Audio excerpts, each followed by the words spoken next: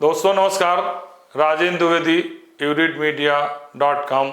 अगर मेरा वीडियो आपको पसंद आ रहा है तो लाइक, सब्सक्राइब और शेयर जरूर करें। मैं 3 दिनों तक पटना में था और बिहार के कई क्षेत्रों का भ्रमण किया। पटना से लगे हुए नालंदा में गया और नालंदा विश्वविद्यालय आज की तारीख में पुरातत्व विभाग द्वारा संरक्षित है।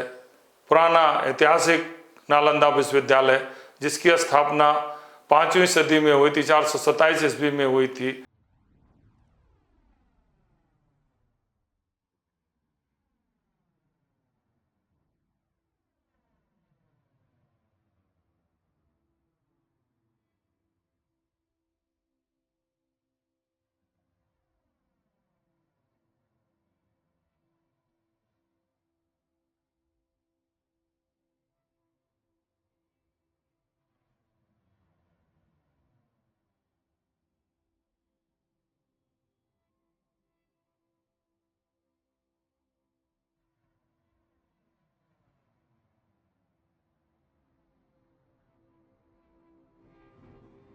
गुप्त सम्राट के कुमार गुप्त प्रथम ने किया था।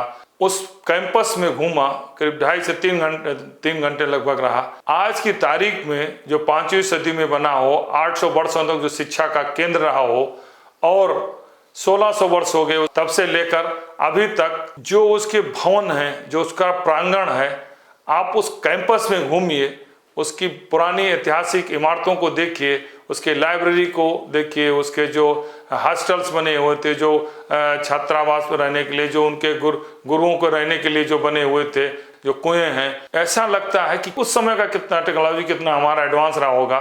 और आज भी इतने वर्षों बाद भी, मतलब स्थापना के 1600 वर्ष बाद के उसको बनाए, 800 वर्षों तक वहाँ शिक्षा केंद्र रहा, उसके बावजूद जो है 900 साल उसको हो गए। एक बहुत पॉजिटिव एनर्जी उस परिसर में आज भी आपको दिखाई देती है। आपको अनुभूत होती है कि इस कैंपस में आने के बाद एक फीलिंग महसूस होता है कि किसी शिक्षण संस्थान में है। अब आप सोचिए कि इतने वर्षों बाद अगर उस कैंपस में घूमते हैं, उसके हॉस्टल्स को देखते हैं, उसके किचन को देखते हैं, उसके और कैंपस के जहाँ शिक्षण जो बनाए गए थे उनके हाल को देखते हैं, आज की स्थिति में आपको अनुभूत होती है। तो कल्पना कीजिए जिस समय चल रहा होगा, पढ़ाई हो रही होगी, उस समय इसकी स्थिति क्या रही होगी। अब मैं इस विश्वविद्यालय कुछ ऐतिहासिक घटनाओं को आपको बताता हूं कि 427 में नालंदा विश्वविद्यालय की स्थापना गुप्त सम्राट के कुमार गुप्त प्रथम द्वारा की गई थी। 637 में चीनी यात्री हुएंगसांग का आगमन हुआ और उसने भी 5 वर्षों तक यहाँ अध्ययन किया। 650 में सम्राट हर्षवर्धन द्वारा इसको संरक्षण और आर्थिक सहायता देकर इसका कैंपस का बड़ा किया गया। 673 में चीनी बौद्ध विद्वान ई इत्सिंग भी आया, वो 10 वर्षों तक यहाँ शिक्षा ग्रहण किया। 750 में पाल वंश के समय विश्वविद्यालय का सर्वोच्च उत्कर्ष वर्ष था। इस समय पाल वंश के उत्तराधिकारी राजा ने इसको विश्वविद्यालय को सर्वाधिक उसके जो कैंपस बनवाए, उससे और अधिक हॉस्टल की व्यवस्था की गई।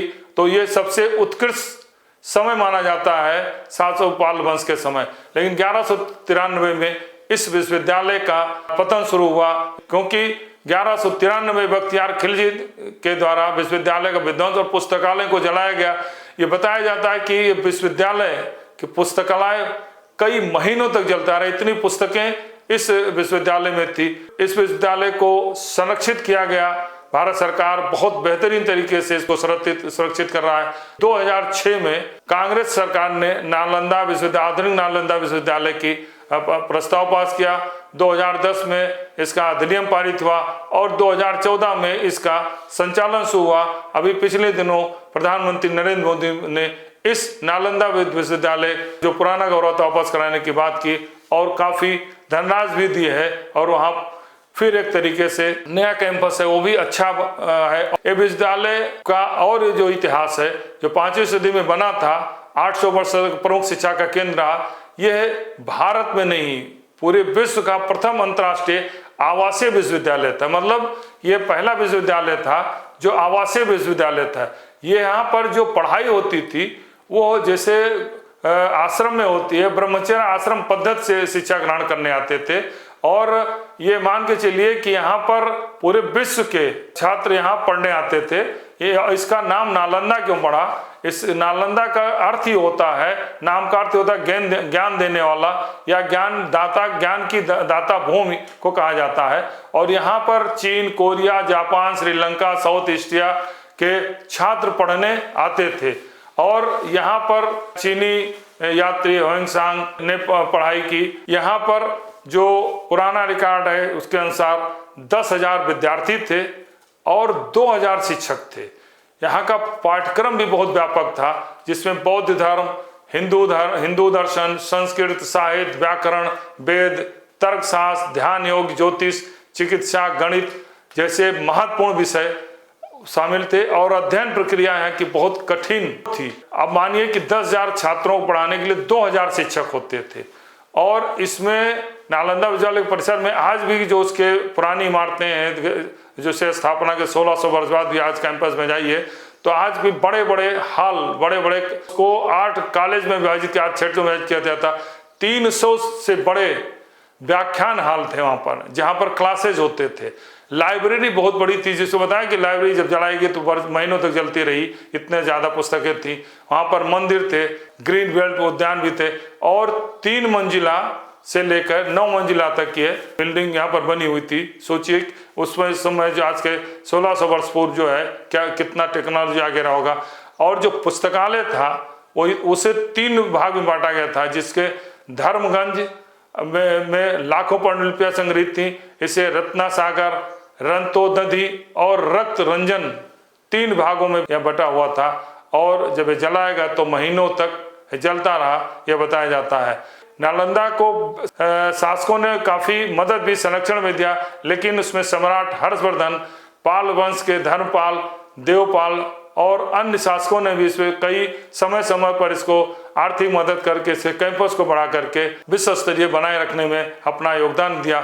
लेकिन 1193 में तुर्क आक्रमणकारी बख्तियार खिलजी ने बिहार पर जब हमला किया तो नालंदा विश्वविद्यालय को पूरी तरह से तहस नहस कर दिया और ये विश्वविद्यालय का जो कैंपस था वो 220 एकड़ से अधिक, मतलब 90 हेक्टेयर से अधिक फैला हुआ था। और आज भी वो कैंपस जिस तरीके से संरक्षित है, पुरातत्व विभाग ने संरक्षित किया है, वो निश्चित रूप से इसके लिए वो बधाई के पात्र हैं। और जब नालंदा विश्वविद्यालय कैंपस खुदाई हुई थी तो उसके में 11 मठ मतलब मिले थे, 6 मुख्य मंदिर के स्फूर्त भी पाए गए थे और जो भवन के स्थिति उससे 3 से लेकर 9 मंजिला तक भवन की स्थिति पाई गई थी। छात्रों, छात्रावास, शिक्षकों का आवास, पुस्तकालय भवन, प्रार्थना स्थल, ध्यान कक्ष, सब कुछ सुव्यवस्थित और बहुत ही अच्छे तकनीक के रूप पाए जाते थे। लेकिन एक बार फिर प्रधानमंत्री नरेंद्र मोदी ने नालंदा विश्वविद्यालय को जो नया स्थापित किया गया है 2006 से शुरू हुआ था, 2014 में उसकी पढ़ाई शुरू हुई, तो पिछली सरकार भी, कांग्रेस सरकार ने भी इस पर ध्यान दिया और आज की तारीख में फिर प्रधानमंत्री नरेंद्र मोदी। लेकिन इसकी सबसे ज़्यादा क्रेडिट जाती है बिहार के मुख्यमंत्री नीतीश कुमार को, जिन्होंने जो 20 वर्षों से मुख्यमंत्री बिहार के बने हुए, उनका विशेष प्रयास, अथक प्रयास रहा। जो नया विश्वविद्यालय, नालंदा विश्वविद्यालय नया कैंपस शुरू हुआ, वो भी बहुत बेहतरीन है और अच्छी पढ़ाई, अच्छी सुविधाएं मिली हैं और अभी भी लगातार उस पे निर्माण, उसके फैकल्टी बनाई जा रही हैं। तो इसकी क्रेडिट केंद्र सरकार को, पूर्व सरकार को और वर्तमान सरकार को तो जाती है, लेकिन सबसे ज़्यादा इसमें अगर किसी का योगदान है तो वो है नीतीश कुमार। धन्यवाद।